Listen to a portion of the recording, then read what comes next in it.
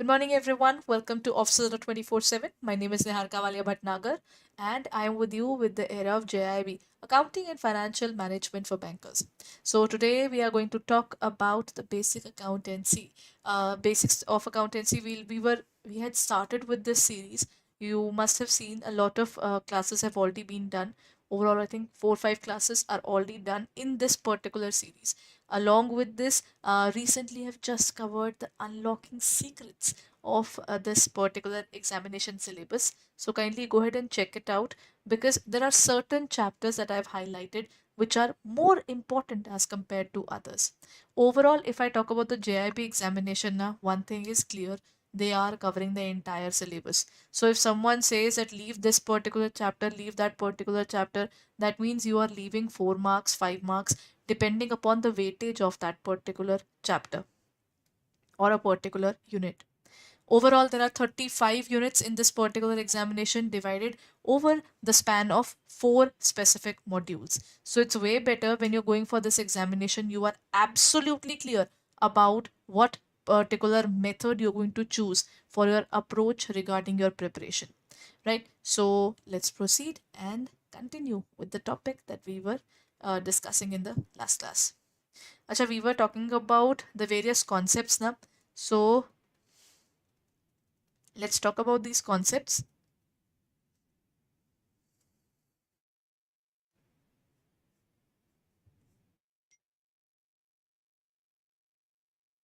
Chali, we were talking about the basic accountancy procedure. Okay, here comes the first question, everyone. The first question talks about the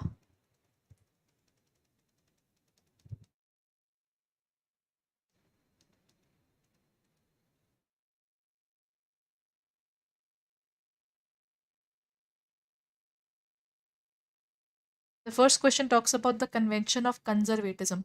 Conservatism means what? Every business is scared. Why is business scared?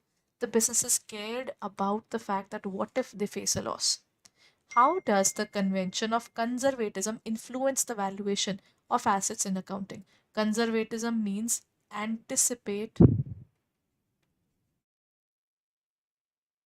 the losses but not profits.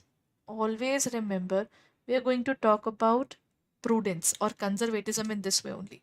Do not think that the organization will arrange its funds when the losses will come and let's live with the profits that we are having. The fact is, if in the future the losses are yet to come, it's better that we prepare accordingly for that. First of all, it says assets are always valued at the market value. That is somewhere not true because when we talk about assets, they are normally recorded at historical costs. Did that particular concept with you? Now comes the next concept, that is anticipated profits are considered in asset valuation. Then the next is assets are valued at higher of cost or market value. Next is possible losses are considered and assets may be valued at the lower of cost or market value.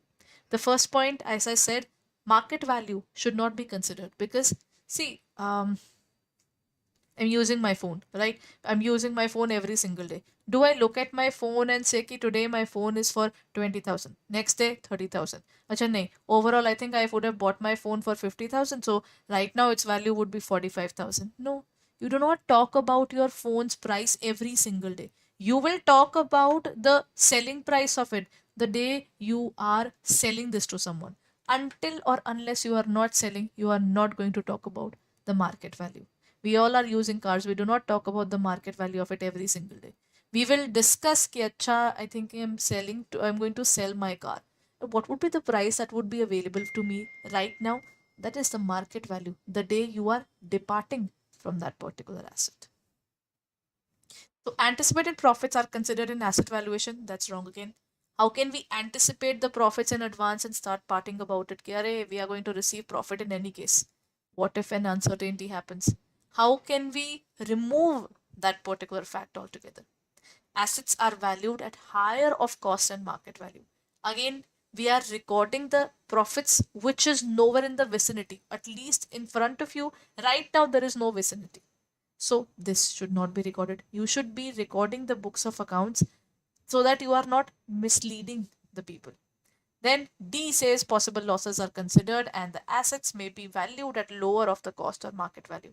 In this case, the correct answer is actually D. Possible losses are considered and assets may be valued at the lower of cost or market value. Here comes the next question. The next question talks about, according to the convention of consistency, what is the requirement when a company decides to change its method for recording and reporting purposes? See, convention of consistency talks about the fact कि देखिए, if there is any change, if in case there is any change in the books of accounts, be very clear about it. There is no harm in changing the methods, but you should be consistent. मतलब if you are using method A now, then continue with method A. If you are using method B, then continue with method B. If you want to change, then you should be very clear which particular method you are moving on to, and then you stabilize even. It should not happen that you are changing it again, time and again, right? So that is another point. In this case, it is talking about that according to the convention of consistency. Acha, what is the difference between principles and conventions? See, conventions are basically the practices which are being done in the business traditions, or you can say in that particular form of business. Na, what is exactly a trend, or you can say the method which is inherited from other people or your ancestors in terms of working in that business. They say, what do you mean by consistency? They say, this is something which everybody does in the market. So even we are going to continue. So consistency is a convention, some kind of tradition which is followed by everyone. So consistency is something which is more or less adapted by every organization.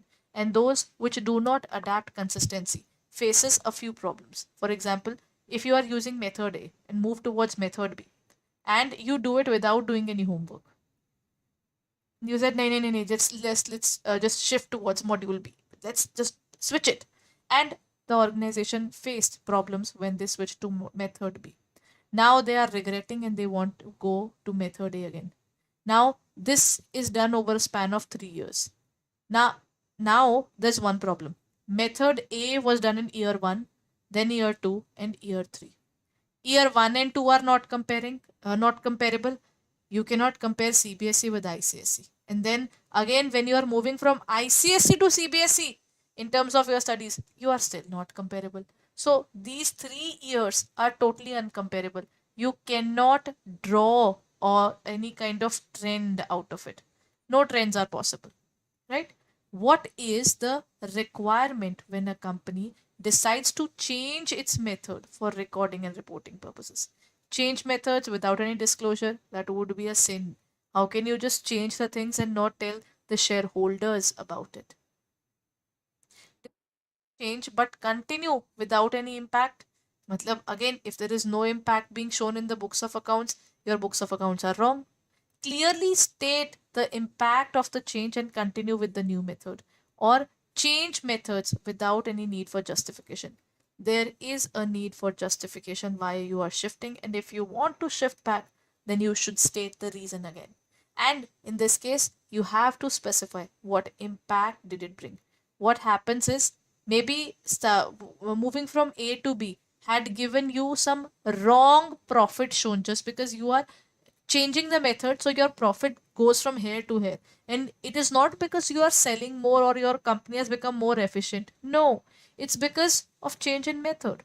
So in this case, you are misleading the shareholder, so you have to lead them properly. You have to tell them the impact of this is because of we are changing the methods that we can see more of profits. So that's model that's about the consistency concept, right? Done, everyone. Now comes the next point. That is, it clearly states the impact of the change and continue with the new method. Next point. What is the term going concern concept assume about a business entity? The business intends to liquidate into the near future. The business is formed for specific short-term project. The business will continue to operate for a long period unless there is an evidence of the contrary, or the evidence will only operate for the duration of its current projects. When we talk about going concern can be easily explained in a rhythmic format. Men may come and men may go, but the company or the organization is here to stay. We do not use the word forever because there is nothing forever, right? So in this case, going concern simply means that we do not believe that the organization is going to end tomorrow and we should be doing all the things accordingly. No, every single day, whatever assets are there, it is again there in the next day as well. So on 31st of March, when we are closing the books, the opening of 1st April books is also done. We know that the next morning we are going to come up, new financial year is going to start. For that, we have to already prepare our books. We have to carry forward the same. This is what we strongly believe in. For example, you don't know and I don't know whether I'll wake up early in the morning or not. Nobody knows. But the point is, I'll still keep this particular t-shirt and my equipments at the same place, and in the morning I'll come up and pick up and do the same work. So this means even though you don't know whether the organization will survive until or unless there is some problem going on, the it is assumed that the organization is here to stay. And if the evidence is available, then the full disclosure principle states ki, array, always remember, if your company is facing any problem or if there is any issue that is basically going to affect its going concern, it should be reported. The business will continue to operate for a long time unless there is an evidence to the contrary. I'm sorry. Then comes the area of why is the assumption of going concern important in accounting? Why is it so important? It emphasizes on the importance of liquidation values. It simplifies the depreciation procedure. It establishes the basis of valuation and allocation in accounting, or it relies on higher current market values for the asset reporting. Why is it so important?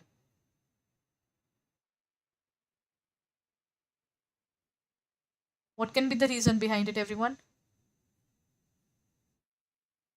Basically, now when we talk about going concern, the IIBF book talks about the importance of depreciation. Acha, everyone, I strongly believe my business is here to stay. In the name of the business, I bought a car, and the car is bought for 15 years. The registration is normally for 15 years. So I'm going to talk to you and say that my car is for 15 lakh rupees. And I believe it would depreciate over a time span of 15 years. It's going to be rupees 1 lakh. Right? The amount is going to be rupees 1 lakh. So in this case, what are we going to do? We say that every single year, the first year, it's going to be of 1 lakh. Second year, again, it's going to be of 1 lakh. Third year, it's again going to be of 1 lakh rupees. So we are going to continue with this 1 lakh rupees over a span of time. So that means in this case, what is the assumption of going concern assumption? It says we can allocate the expense over the time span, because I strongly believe my business is going to outlive the life of the asset. They said how much years the business is going to stay. Business is here only. So they said, okay, if the business is here, if you have bought the car, do not allocate the entire amount in the first year itself. If you have more than 15 years, divide it among the next 15 years.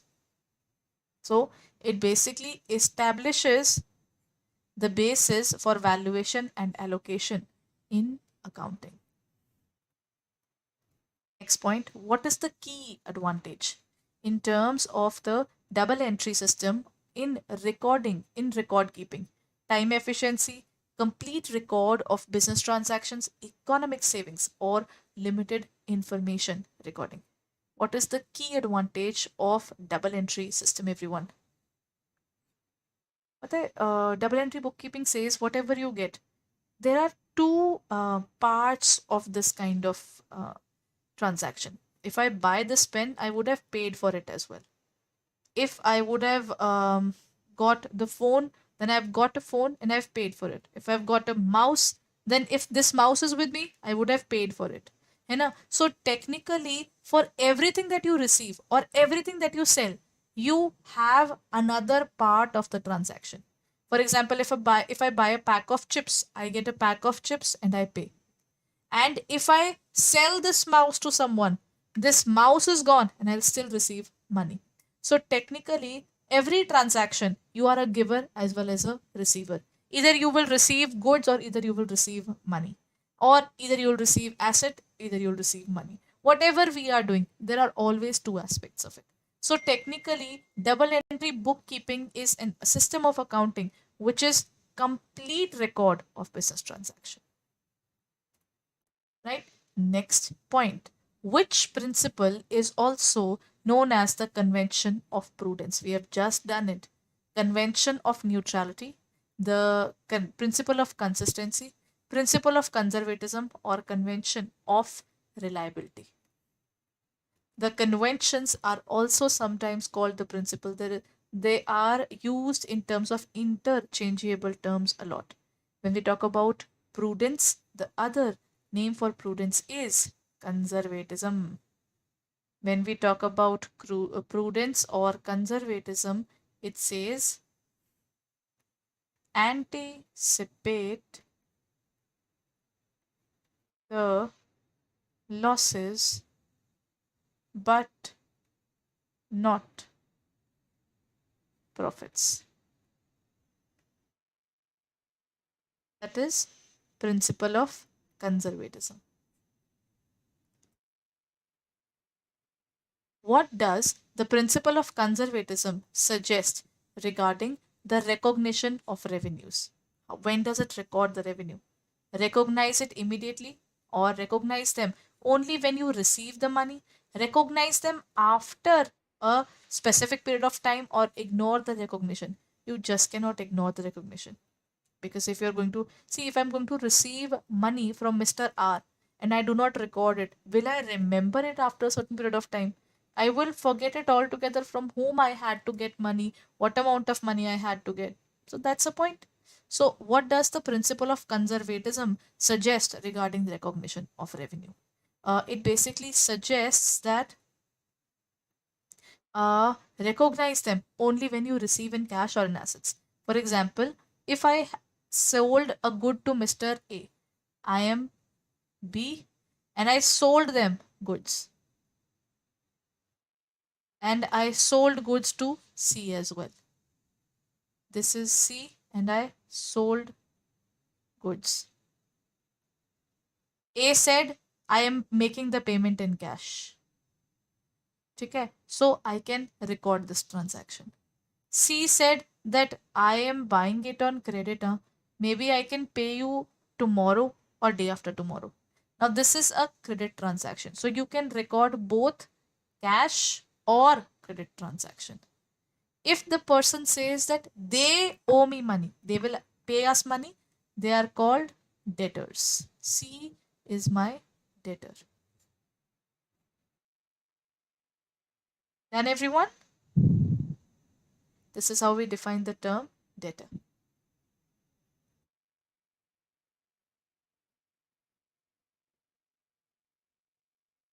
Chaliye, now let's move on and talk about the answer. The answer is recognize them only when the assets are realized in cash.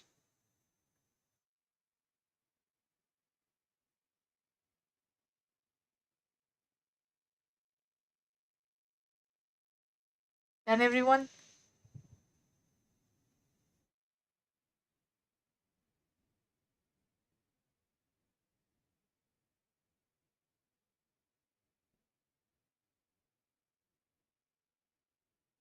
Chaliye, let's continue it further. Next question. What does the principle of conservatism suggest regarding the recognition? Recognize them. Acha, we are done with this question already. It's a repetition only. Next question. What is the primary outcome of applying the principle of conservatism to financial statements? Net assets and income are likely to be overstated. Liabilities and expenses are to be understated. Net assets and income are likely to be understated, or liabilities and expenses are to be overstated. Conservatism will definitely make sure that incomes and assets are never overstated, right? We will not record the things that someday we will receive this much amount of money, maybe we will receive this much amount of money in future. They do not live in future, they live in present. So in this case they will say what is the final money that you believe it would be received for sure. So you will record only the things at their lowest level. That is, the assets and incomes are always understated. For example, in terms of stock, the goods that are saleable, it is cost or net realizable value, whichever is less. This is also covered in AS2, that is valuation of inventories. Okay, so this is about stock. I think in AS2 is also in valuation of inventories. So this way they talk about conservatism as if the cost is 10 rupees and if you go and sell it in the market currently, for some reason the demand has been hit. So in the market, it is we bought it for 10 rupees, but right now in the market, if I try to sell it, I will just get 8 rupees for it. It would be 10 or 8, whichever is less. Come to reality. If the value is going to be less, record the lower value. Net assets and income are likely to be understated. They are to be understated as per the question. Okay? So this is about this entire area of net assets and incomes are likely to be understated. Okay, so that's it for the day, everyone. Okay, let's go for one more question.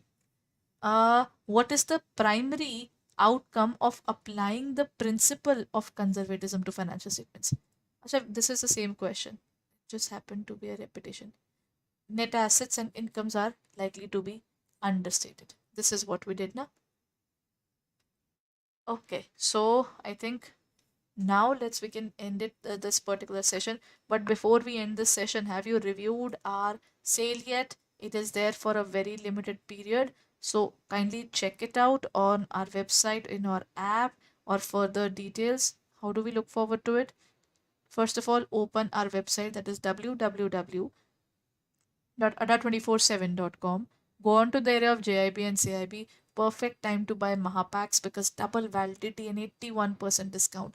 Such combination is available for a very limited period. So go ahead and check it out. It is for JIB and CIB. Matlab, when you are pursuing for this examination, then why not do JIB and CIB together? In this case, it becomes cost effective. How? If you are buying it for 12 months, so 12 plus 12 months, that means if you buy it for 12 months it is 10,499. It is available for 24 months. So effectively, if I try to find out the cost, if I'm trying to find out the cost per month, it would be 10,499 and you have got 24 months. It is hardly 437 rupees per month if we look forward towards this cost. And it is less than 500 rupees that we normally spend on anything over there, right? So I would say that if you're looking forward to it, invest in this particular pack because you not only get current batches which are going on, English medium, as well as you the bilingual batch, both are available.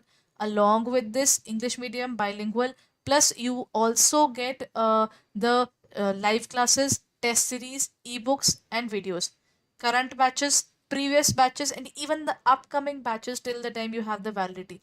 Every batch is covered here. There is no restriction on which particular batch you would like to watch. You can watch any batch any number of times that you want to.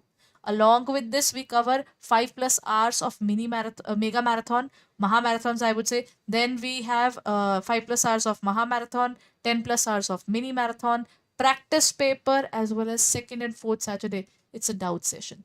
So if you're looking forward to it, then hurry up. This particular offer is for a very limited period.